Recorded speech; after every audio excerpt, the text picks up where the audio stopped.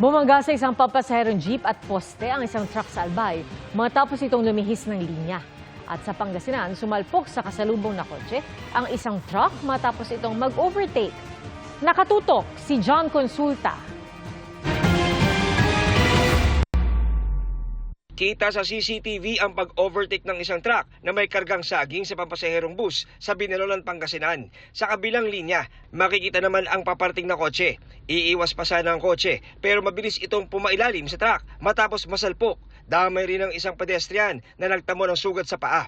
Wasak at yupi-yupi ang unahang bahagi ng kotse. Isinugod sa ospital ang mag-asawang sakay nito pero nasawi kalaunan ang mister na nagmamaneho ng kotse. Ayon sa pulisya, hindi nakita ng truck driver ang kasalubong na kotse bago ito mag-overtake. Mahaharap sa kaukulang kaso ang truck driver na wala pang pahayag ukol sa insidente.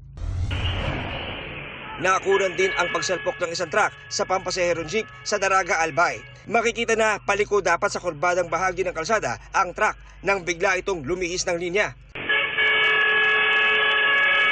Bumisina ang truck kaya nakapagpreno ang kasalubong na jeep at napatigil. Pero nasalpok pa rin ito. Sa lakas ng impact, napatras ang jeep habang dumire-diretso ang truck na bumangga sa isang poste. Wala namang nasaktan sa insidente.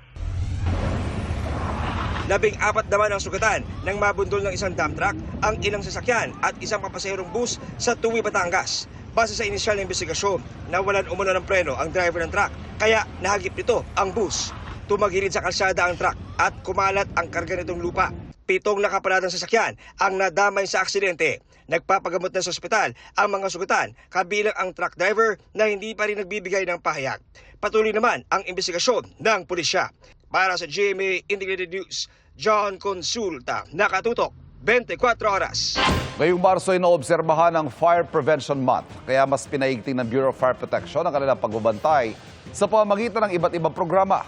Pero ano nga ba ang pangunahing sanhi ng sunog sa bansa at paano ito may iwasan? Alamin sa aking pagtutok. 50 bahay ang natupok sa Cebu City nitong Huwebes. Aabot sa 70 pamilya o nasa mahigit 200 individual ang naapektuhan sa sunog na naapula matapos ang halos 3 oras. Tinatayang nasa 1.2 milyon pesos ang halaga ng pinsala at patuloy na inaalam ang sanhi. Nahirapan daw ang mga bumbero sa pagapula ng sunog dahil sa makitid na daan. Sa sunog sa Malabon kanina, kabilang sa mga naging hamon sa mga bumbero ang dikit-dikit na mga bahay kaya mabilis sa pagkalat ng apoy.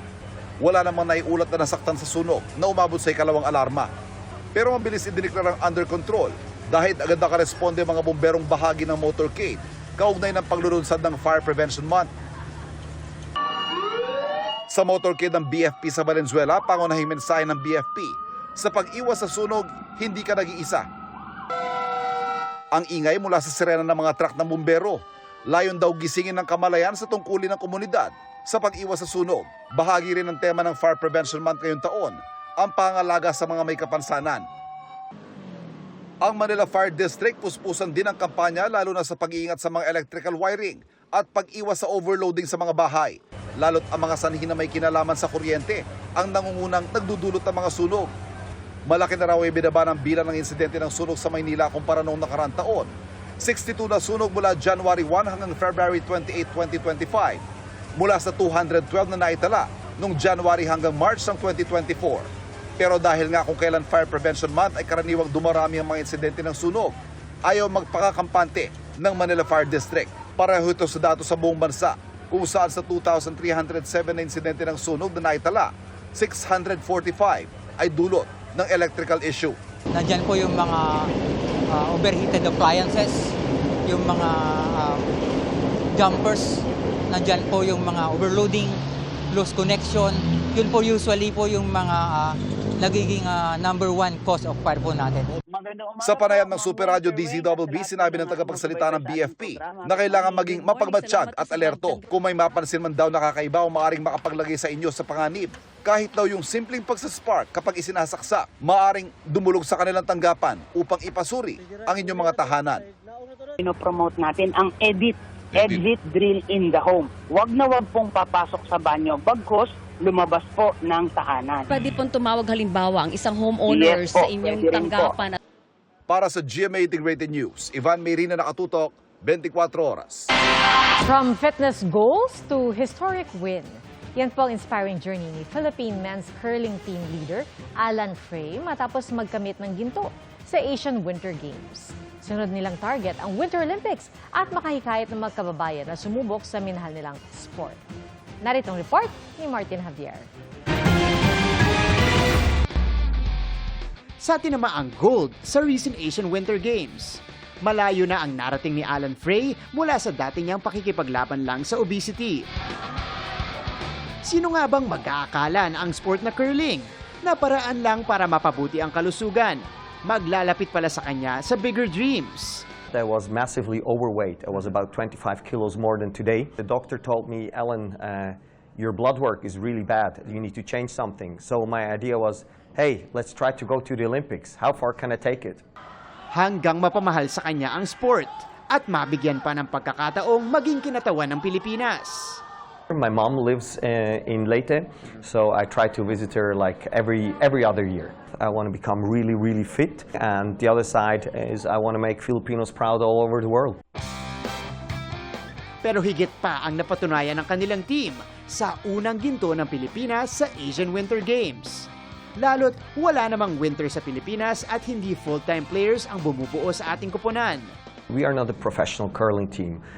It's on the side, everybody has a job. The other teams like Japan, Korea, and China are professional teams. They do nothing else in curling. Nobody expected us to win. Nobody's counting on us. You know what? Let's just have fun out there, take it serious. We are as surprised as everybody else. Ngayon, ang dating underdogs, meron ng bigger target, ang Winter Olympics. Pero kailangan nila ng suporta. So our goal or our plan here is the first one is to create awareness. With success, more awareness comes because probably 99% or 99.9% of Filipinos don't know what curling is. So it's about creating awareness. Hopefully in a couple of years we have some homegrown curlers here in the Philippines. At kundi man sa curling, nawa raw maabot ng mga Pilipino ang kanilang pangarap, anumang edad o kondisyon sa buhay. When I started curling, I was 40 years old, I was overweight, I was unhealthy, and don't let anybody tell you what you can and can't do.